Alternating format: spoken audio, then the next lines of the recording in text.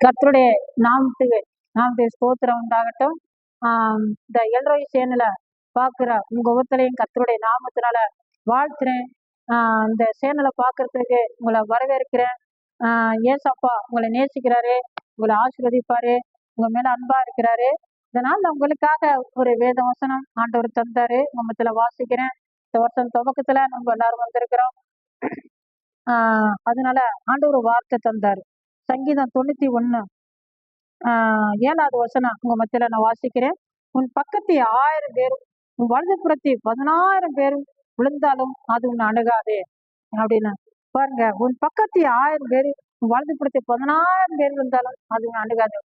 இதை கேட்கிற அருமையான சகோதர சகோதரியிடம், இந்த வருஷம் துவக்கத்துல நீங்க வந்திருக்கிற உங்க ஓத்தலம் இந்த வருஷம் முடிவு எப்படி இருக்குமோ, இடையிலலாம் எப்படி இருக்குமோ என்னெல்லாம் சொல்லி நீங்க கலங்கி கொண்டிருக்கலாம், நீங்க திகச்சு பயந்து கொண்டிருக்கலாம். ஆனா ஆண்டோட பிள்ளைகளுக்கு எந்த ஒரு பாதிப்பும் வராது. ஆண்டோடைய பிள்ளைங்களுக்கு ஆண்டவர் சொல்றது, உன் பக்கத்தை 1000 பேரும் வலதுபுறத்தை 10,000 பேர் இருந்தாலும் அது அணுகாதுன்னு ஆண்டவர் வாக்கு பண்ணியிருக்கிறாரு. சிறுவனை ஜனங்கள் எகிப்து நாட்டுல இருந்தாங்க. எகிப்து தேசத்துல இருக்கும் பொழுது எகிப்து ஜனங்களுக்கு விரோதமாக என்னென்னவோ வாதையெல்லாம் 10 வாதைகள் வந்தது. இவ்வளவோ குழப்பங்கள், பிரச்சனைகள், கண்ணீர்கள் அந்த எகிப்து தேசத்துல ரொம்ப எல்லாரும் கஷ்டப்பட்டாங்க. ஆனா சிறுவெளி ஜனங்கள் அவரோட பிள்ளைல இருந்த இடத்துல மட்டும் எந்த ஒரு பாதிப்புமே வரல. ஆண்டவர் அவர்களுக்கு ஒரு பாதுகாப்பாக இருந்தாரு.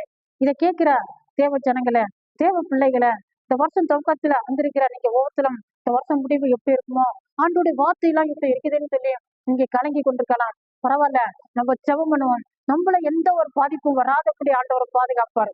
ஆண்டவருடைய சட்டையிலுக்குள்ள நம்ம இருக்கிறோம். உன் பக்கத்தை 1000 பேரும், பக்கத்துல என்ன நடந்தாலும் சரி, பக்கத்துல அது கொள்ள நோய் வந்தாலும் சரி, ஒரு வாதம் வந்தாலும் சரி, பிரச்சனை வந்தாலும் சரி, சண்டை நடந்தாலும் சரி, எதுவா இருந்தாலும் சரி, ஆனா நம்ம கண்ணுக்கே தெரியாதபடி ஆண்டவர் நம்மளை பாதுகாப்பார். இஸ்ரவேல் ஜனங்களை கூட அப்படிதான் பாதுகாத்தார்.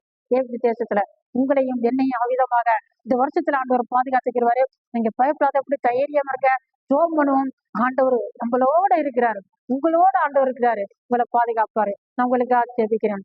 பரிசுத்தமுள்ள நல்ல பிதாவே, தோத்திரன் ஏசப்பா, இந்த வேத வசனத்தை கேட்ட எல்லாரையும் ஆண்டவரே, அருமையான சகோதரன் சகோதரிகள் எல்லாரையும் ஏசப்பா நீர் ஆசீர்வதிங்க ஐயா.